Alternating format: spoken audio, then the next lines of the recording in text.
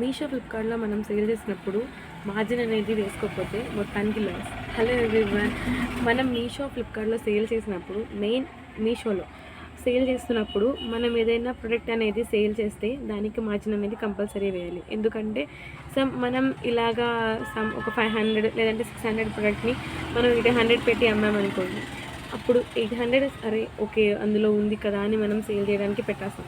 But ఏంటంటే అక్కడ offers అనేది ఇస్తూ లేదంటే ఇలాగ మీరు తగ్గించి ప్రైస్ అనేది పెడితే గనుక మీకు ఆర్డర్స్ అనేది వస్తాయి అని చెప్పేసి మీకు ఆఫర్ అనేది ఇస్తూ ఉంటారు. సో దానివల్ల ఏంటంటే మీకు ఆర్డర్స్ వస్తాయి కదా అని చెప్పేసి మీరు అది యాక్సెప్ట్ చేస్తారు. దానివల్ల ఏంటంటే మనకి లాస్ అవుతది.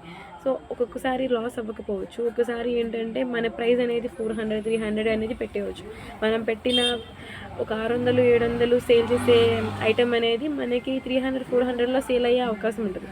సో దానివల్ల ఏంటంటే మనం తెచ్చిన ప్రోడక్ట్ అనేది మనకే లాస్‌గా మనంతట మనమే సేల్ చేసుకున్నట్టు. సో అది చూసుకొని సేల్ చేసుకోండి. So thank you so much.